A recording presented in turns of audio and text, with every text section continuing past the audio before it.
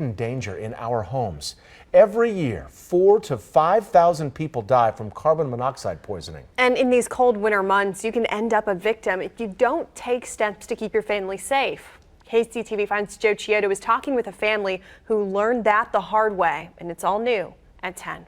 Cindy Burns was staying here at her sister's home in KCK when she woke up feeling kind of funny. She didn't know what was wrong, but it turns out a colorless, odorless gas was coming from the furnace right beneath her, and nobody knew that gas was here.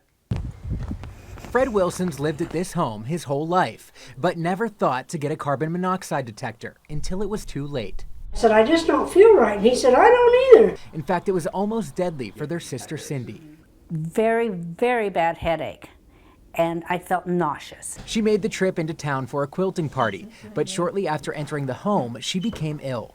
I couldn't even come out and see them. I mean, it's all I could do to get back into bed. That's when Fred got to investigating. On a whim, he decided to run out and get some detectors.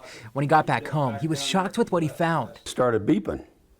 I'm thinking, well, that can't be good. It must be a cheap detector. So I took the batteries out and I started put the batteries back in it, and I started putting a second one together. And they both started going off. So then I said, well, two of these can't really be bad. So he called the fire department to be sure. After testing, a firefighter told him this. He said, I got to go back outside because the reading's too high for me to be in here. The poison coming from this furnace was 400 parts per meter. Levels first get dangerous at about 200. Turns out a wasp's nest stuck in the pipe was to blame. The furnace hadn't been inspected in quite some time. They immediately woke Cindy up. She was in such bad shape, they rushed her to the hospital. I don't even remember the drive to KU. And when she got to University of Kansas Hospital, she was put in this. We hooked the patient up to monitors. A hyperbaric chamber. Dr. Mark Scott's team put Cindy on this bed and slid her in. The chamber has an atmospheric pressure to about 66 feet below sea level.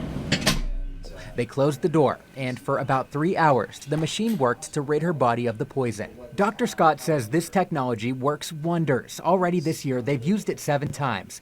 But he says ending up in here means things got to a dangerous and unnecessary point. Most of these things are preventable, and if somebody spent $20 to $30, you can have a carbon monoxide detector in your house, and this would eliminate a lot of these exposures. Now Frank has them hanging all over his home, a reminder of how lucky his family was that December day.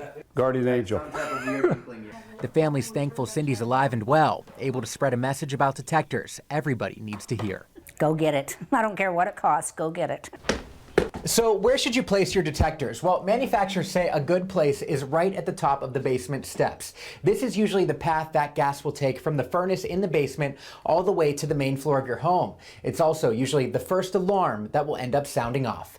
In Kansas City, Kansas, I'm Joe Chiodo, KCTV5 News.